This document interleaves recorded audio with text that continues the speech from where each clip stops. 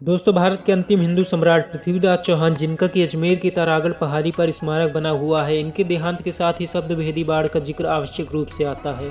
उन्हें आखिर शब्दभेदी बाढ़ चलाना किसने सिखाया, या फिर यह विद्या उन्हें वरदान में दी गई थी? इसको लेकर इंटरनेट पर अलग अलग तरीके की जानकारी पसरी हुई है, लेकिन ऐसा माना जाता है कि यह विद्या उन्हें अश्वत्थामा ने दी थी। अश्वत्थामा के बारे में मान्यता है कि वे काल, क्रोध, यम व भगवान शिव के सम्मिलित अंश अवतार थे और 8 चिरंजीवियों में से एक हैं। वे गुरु द्रोणाचार्य के पुत्र थे। द्वापर युग में जब कौरव और पांडवों के बीच में युद्ध हुआ था, तब उन्होंने कौरवों का साथ दिया था। अश्वत्थामा अत्यंत शूरवीर और प्रचंड क्रोधी स्वभाव के योद्धा थे। धार्मिक ग्रंथों के अनुसार भगवान श्री कृष्ण ने अश्वत्थामा को चिरकाल तक पृथ्वी पर भटकते रहने का श्राप दिया था।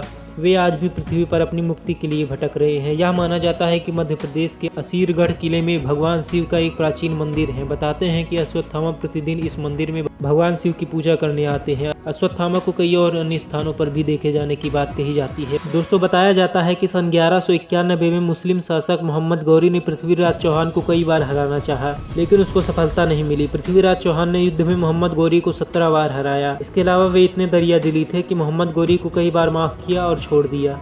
18वीं बार मोहम्मद गौरी ने जयचंद की मदद ली और युद्ध में पृथ्वीराज चौहान को हरा दिया। युद्ध हारने के बाद पृथ्वीराज चौहान जंगल की ओर निकल पड़े। वे एक शिव मंदिर में प्रतिदिन आराधना करने जाते थे। एक दिन उन्होंने पाया कि अल सुबह उनसे पहले कोई पूजा अर्चना कर गया। इस पर उन्होंने इस रहस्य का पता लगाने के लिए भगवान शिव की आराधना की, तो उन्हें एक बुजुर्ग ने दर्शन दिए।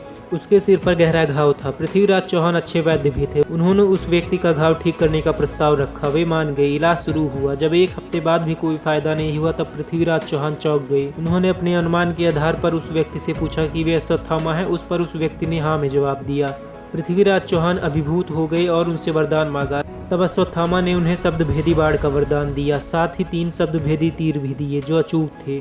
दोस्तों, महाभारत कथा में स्पष्ट अंकित है कि भगवान श्री कृष्ण ने अश्वत्थामा के सिर पर लगी मणि को युक्तिपूर्वक हटवाया था और उसकी वजह से उनके सिर पर एक गहरा घाव हो गया था। जहां तक पृथ्वीराज चौहान के शब्दभेदी बाढ़ का उपयोग करने का सवाल है, तो उसका संक्षिप्त विवरण इस प्रकार है। सन 1192 में जब मोहम्मद गौरी ने तराइन के दूसरे युद्ध में पृथ्वीराज चौहान को हरा दिया, तो पृथ्वीराज चौहान जंगल की ओर चले गए। बाद में मगर गुप्तचरों की सूचना के आधार पर मोहम्मद गौरी ने पृथ्वीराज चौहान को कैद कर लिया। मोहम्मद गौरी ने गर्म सलाखों से पृथ्वीराज चौहान के दोनों नेत्र जला दिए थे। पृथ्वीराज चौहान के बचपन के मित्र व राजकवि चंद्रवरदाई फकीर की वेशभूषा में पीछा करते हुए गौर पहुंच गए। चंद्रवरदाई ने सुल्तान मोहम्मद गौरी से संपर्क स्थापित किया। वह निवेदन किया कि आंखों के फूट जाने के बावजूद पृथ्वीराज चौहान शब्दभेदी बाढ़ से अचूक निशाना लगाना जानते हैं, जिस अजूबे को सुल्तान को देखना चाहिए।